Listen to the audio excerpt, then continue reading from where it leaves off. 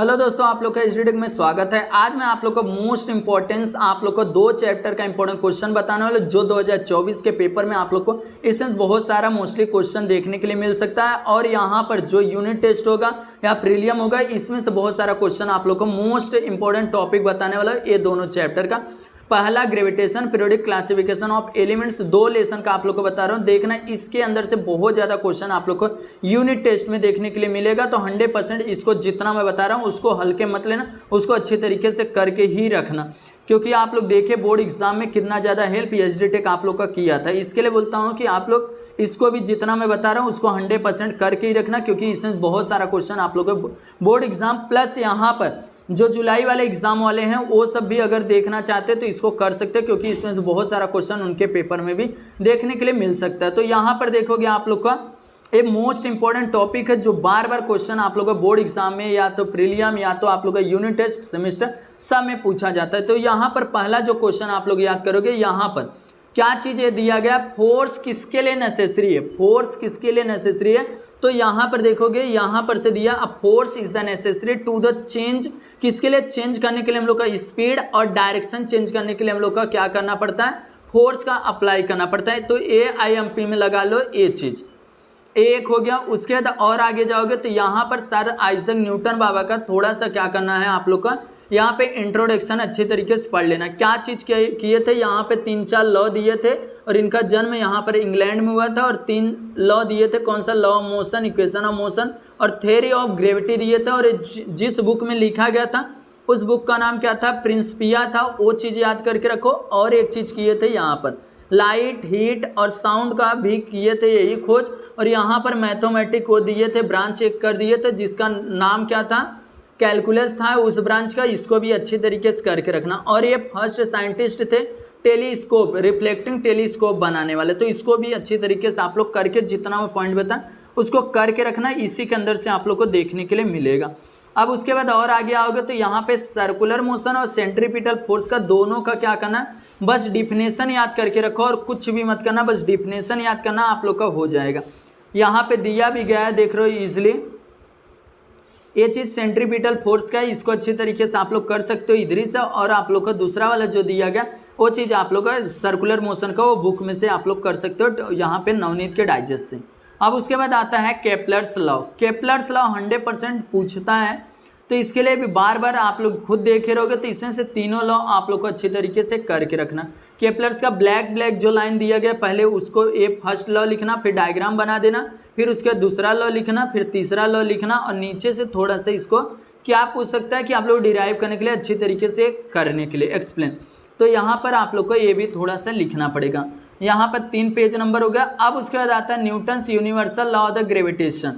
तो यहाँ पर आप लोग का इसका भी डिफिनेशन ही याद करना है। यहाँ पर से देखो ये चीज़ क्या दे रहा है, देखो the force is the directly, देख रहे हो द फोर्स लिखना है आप लोग को, ध्यान से देखना है। यहाँ पर मैं आप लोग को लिख के दिखाता हूँ, ये चीज़ क्या बोल रहा है, force is directly proportional product of the masses to product m1 और m2, याद रखना m1 m2। और यहाँ पर क्या बोल रहा है, 2 प्रोडक्ट हो गया inversely proportional to the distance between.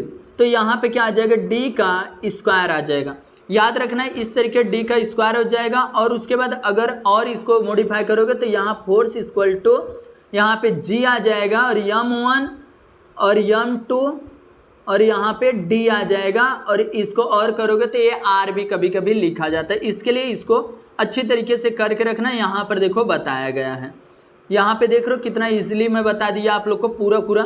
पहले फोर्स लिख दिया directly proportional mass of the to mass of the product of the masses, और डी का क्या करना है आप लोग डिस्टेंस का यहाँ पर स्क्वायर करना है। और उसके बाद ये जब आप डायरेक्टली प्रोपोर्शनल हटाओगे तो आप लोग को इसको हटा दोगे और बराबर का चिन्ह लगा के जी लिख दोगे, क्योंकि ये जी का फोर्स इक्वल टू दिया गया है।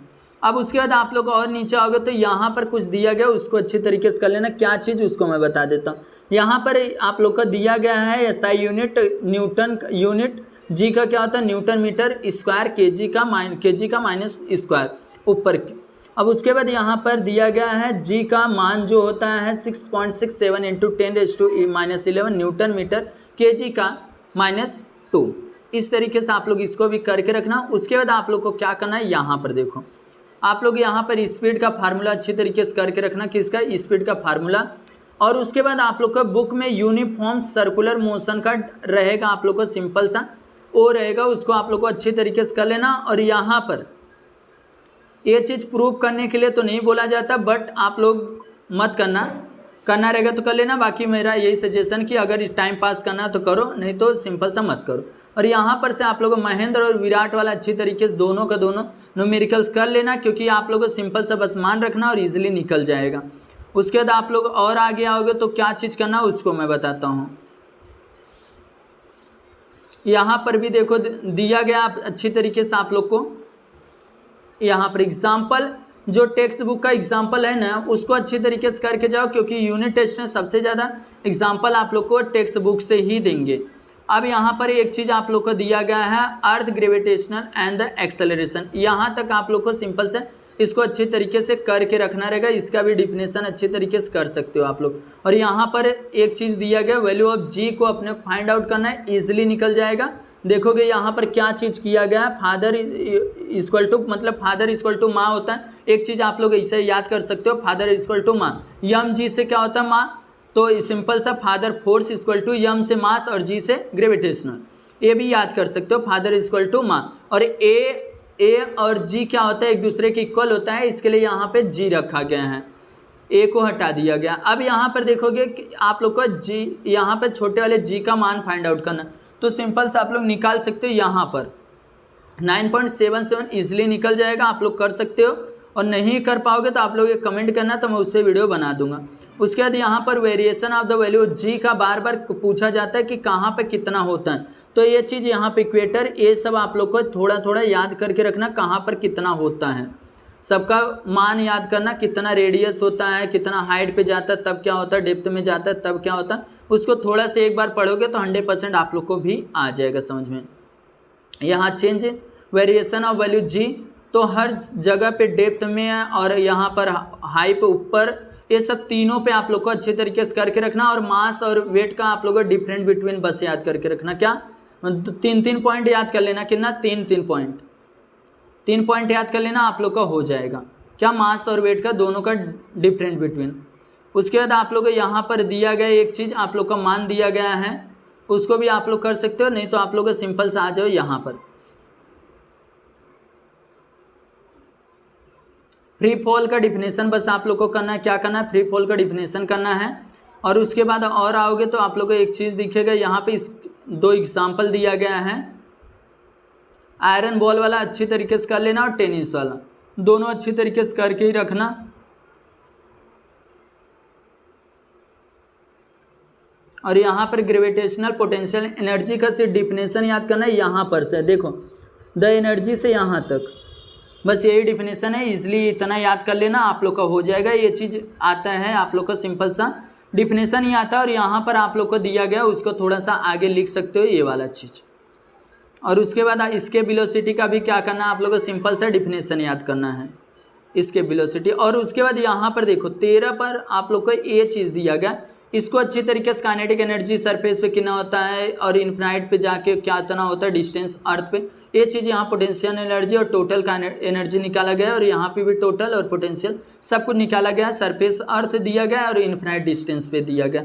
तो इसको भी आज आप लोग अच्छी तरीके से करके रखना। और इसके यहाँ पे देखो, जो आप लोग का यहाँ पे देखो एक क्वेश्चन दिया गया न्यूमेरिकल्स, इसको अच्छी तरीके से करके रखना, क्योंकि इसके वेलोसिटी पे है क्वेश्चन, बस मान पुट आउट करना और इजीली निकल जाएगा आप लोग को, अच्छी तरीके से करोगे तो।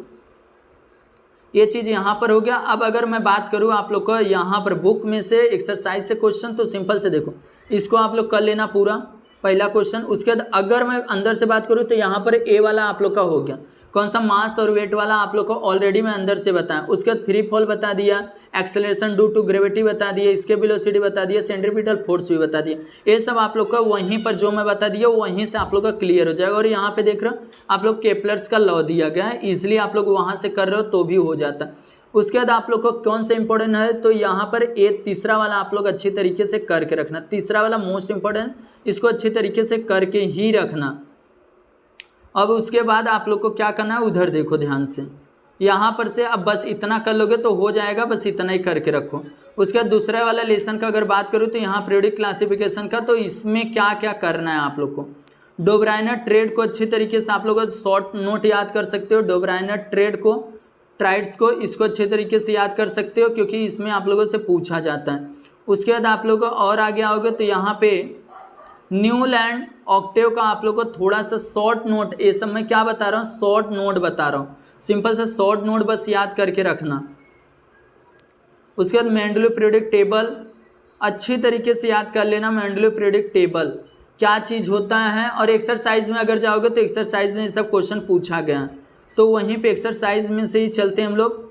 यहाँ पर मेरिट और डीमेरिट्स दोनों मेंडलो पीरियोडिक टेबल का, मेरिट और डीमेरिट दोनों डिफरेंट बिटवीन अगर याद कर ले तो भी चलता है, नहीं तो सेपरेट याद करते हो तो भी चलेगा। अगर आप लोग डिफरेंट बिटवीन दोनों याद कर लेते हो तो आप लोग का दोनों क्लियर हो जाएगा, शॉर्ट नोट भी हो जाएगा। अगर किसी से पूछा तो मेरिट का पूछा तो भी 4 पॉइंट लिख सकते हो, और डीमेरिट का पूछा तो भी, अगर आप लोग डिफरेंट बिटवीन याद करते हो तो ये चीज़ आप लोग कन्फर्म याद करके रख लेना। उसके बाद आप लोग को यहाँ डीमेरिट से दिया गया है, उसका मॉडर्न पीरियोडिक टेबल आप लोग को याद करना पड़ेगा।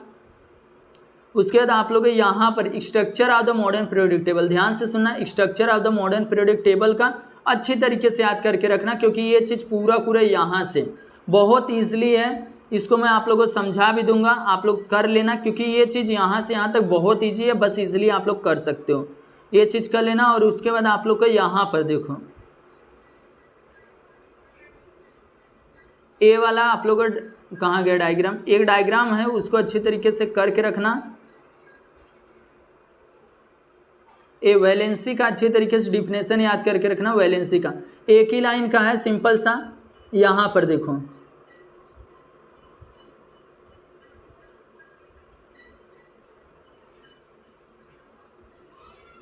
यहाँ पर से द से आप लोग याद करना, the valency of an elements is this determined by this numbers of the electrons present in this outermost shell of its atoms, that is the valency electrons। इसमें सिंपल से इतना ही आप लोग को करना रहेगा।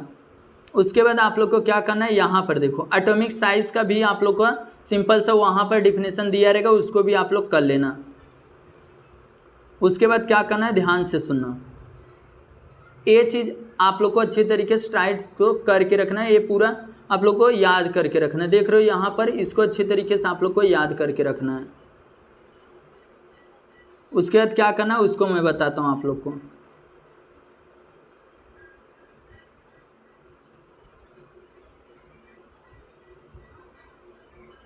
यहाँ हाइड्रोजन फैमिली दिया गया, इसको थोड़ा सा पढ़ लेना, हाइड्रोजन फैमिली कौन कौन सा होता है वो चीज़ हो जाएगा आप लोग का। अब एक्सरसाइज से अगर क्वेश्चन का बात किया जाए तो फिलिंग मैच द एक्सरसाइज का पूरा आप लोग को मैच द कॉलम करना है। उसके बाद और नीचे होगा चॉइस द करेक्ट आंसर, इसको भी आप लोग को पूरा करना है। और क्वेश्चन नंबर 3 भी आप लोग को पूरा करना है क्योंकि ये चीज़ आप लोग को वेरी इंपॉर्टेंस है, वेरी IMP दे रहा हूँ, उसको अच्छी तरीके से कर लेना। अब उसके बाद क्वेश्चन 4 नहीं कर रहे हो तो भी चलता है, बट आप लोग को 5वां क्वेश्चन वेरी इंपॉर्टेंट क्योंकि 5वें में भी सिंबल बस पूछा गया, सिंबल नाम और सिंबल पूछा गया है, इसको भी आप लोग को करना रहेगा। उसके बाद अगर मैं यहाँ पर शॉर्ट नोट का बात करूँ तो ऑलरेडी मैं दिया, मेंडलो पीरियोडिक टेबल दिया, लॉ दिया, स्ट्रक्चर दिया, और यहाँ पर देखो ये दोनों तो आप लोग को बहुत करके एकदम अच्छे तरीके से रख ही लेना क्योंकि ये चीज़ 100% पूछा जा सकता है। उसके बाद आप लोग को यहाँ पे साइंटिफिक जो रीज़न है उसमें से मैं आप लोग को बताता हूँ, अच्छी तरीके से करना, पहला वाला कर लेना। उसके बाद आप लोग को और नीचे आओगे तो यहाँ पर सी वाला करना।